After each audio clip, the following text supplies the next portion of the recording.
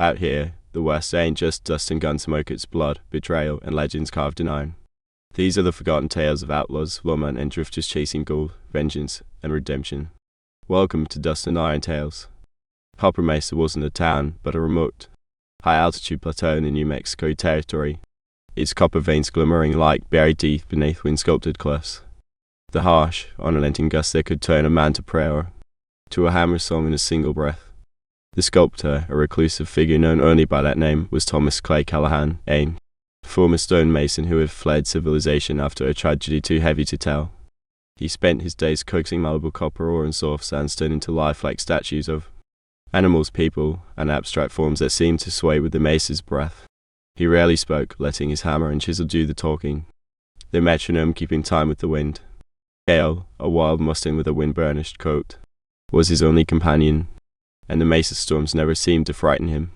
Rumors of the sculptor's art spread through the sparse frontier, drawing curious wanderers and men with more dangerous designs. One sweltering summer, sealers of barren Blackwood rode into Copper Mesa with a retinue, hard-eyed cowboys hungry for power and chromate glory.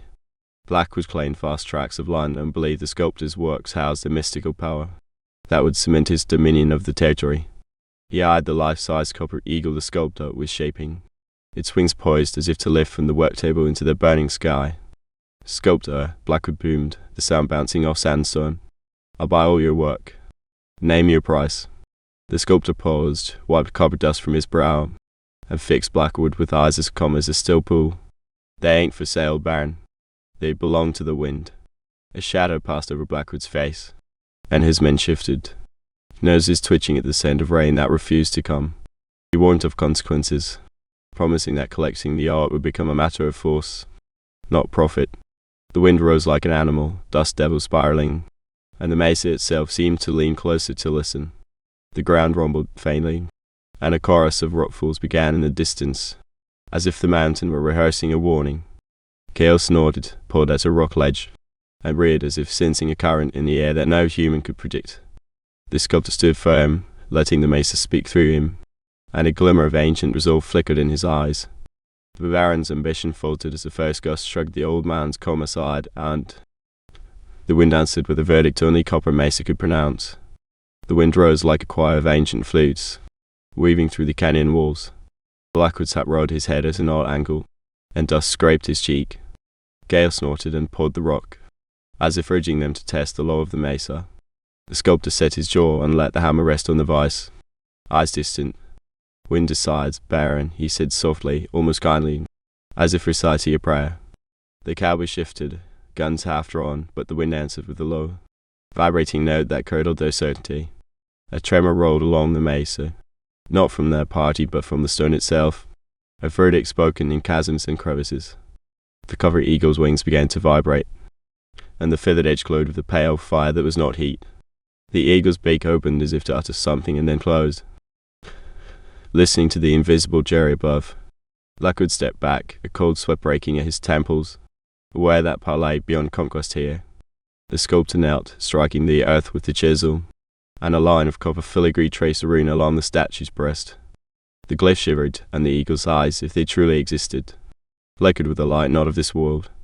A shaman's voice rose in the wind, a chant that stitched the mesa together, binding steel, copper, stone, and breath.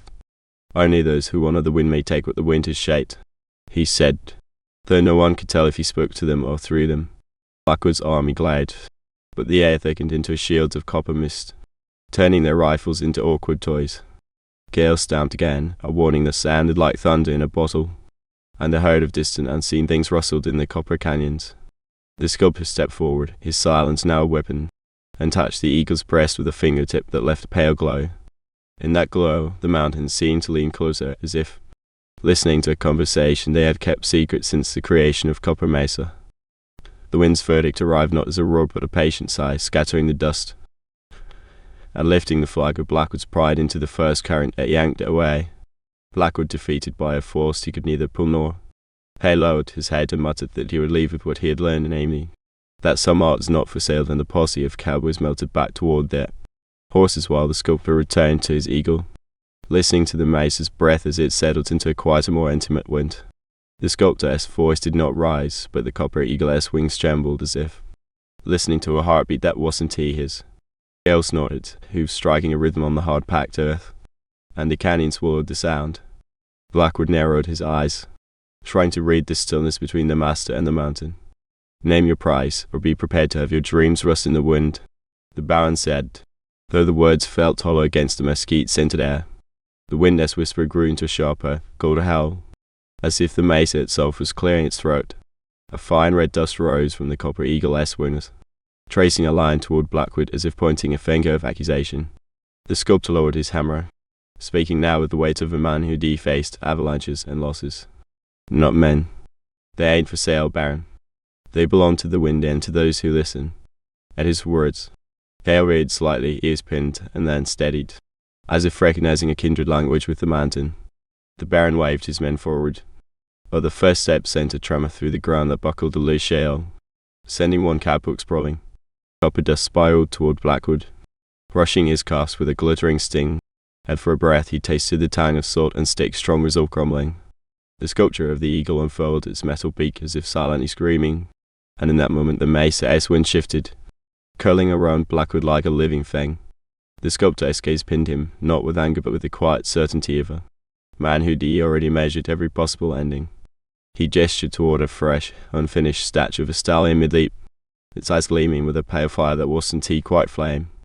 "If you seek power, barons, look where power truly lies within the land that can cast you aside with a single gust," he said, and the words seemed to settle in the dust like seeds. The wind answered by tearing a thin crack along the canyon's edge, a warning that sounded like grinding teeth. A spark struck the eagle-esque eye from the copper, and the statuesque gaze tracked Blackwood, as if choosing to judge him in the moment. The Baron tried to pull a ledger from his coat, but the ledger's pages fluttered open and pages burned within the blue letters that spelled his own name, a curse the Mesa would not tolerate. Realizing the trap, he turned to retreat, but the ground itself chose that instant to give way, guiding him and his men toward a widening fissure that opened but did not swallow them, leaving them stranded as the wind roared once more. The sculptor returned to his eagle, and, with a single nod to Gale, he whispered to the Mesa, "The message clear, some treasures are kept by listening, not buying, and Copper Mesa would guard its own forever." Wind rose, not as a gust but a chorus, as if the Mesa itself cleared its throat. Blackwood's men tightened their leather gloves, weapons barely stilled in his iron grip.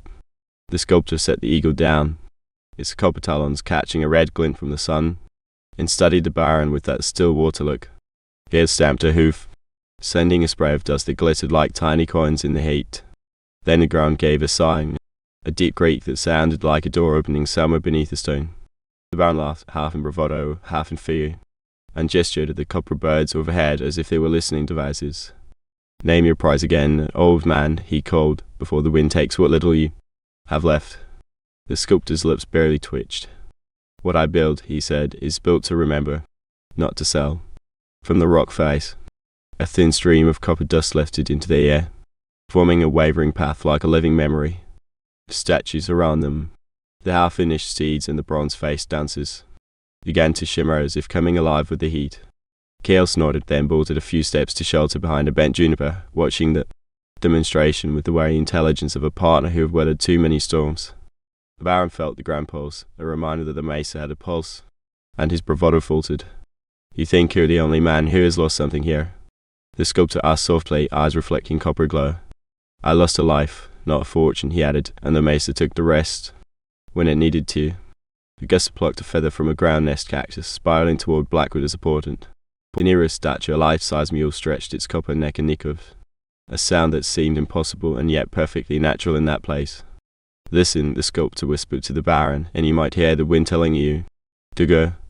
The wind shifted, swinging the copper eagle's wings in a slow, pendulum arc, and sending a shower of tiny flakes like rain along the cowboy's boots. Blackwood's men stepped back, hands hovering over holsters, while the Mesa's echoes seemed to answer with a low, grinding voice from the rock walls, "Go or stay." In that tense moment, the sculptor lifted a hammer and struck a single measured note on his chisel, and the whole plateau seemed to exhale, as if deciding to reveal its quiet power and unspoken promise that Copper Mesa would endure, as long as it could listen to those who truly understood its song. The sculptor kept his gaze on Blackwood, still as a statue himself, while Gale tossed his head and snorted at the scent of trouble. The wind rose, a bone-dry cry that threaded through the copper eagle's beak and across the canyon walls. The statues along the outcrop breathed in the wind, their surfaces corrugating as if they were listening as well. Blackwood's men shuffled, hands closing around rifle butts, eyes jittering toward the shadowed mesa. The sculptor's voice rose, almost a whisper, carried by a current of air. This ground forgets those who forget it.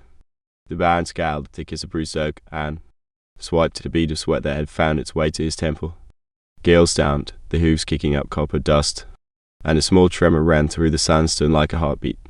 From the far lip of the plateau, a stone shape, an old sentinel, perhaps shifted its stance as if alive.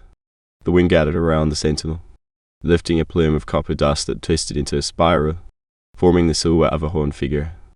The sculptor stood firm, and the eagle's wings trembled, yet did not buckle, as if answering some unspoken call.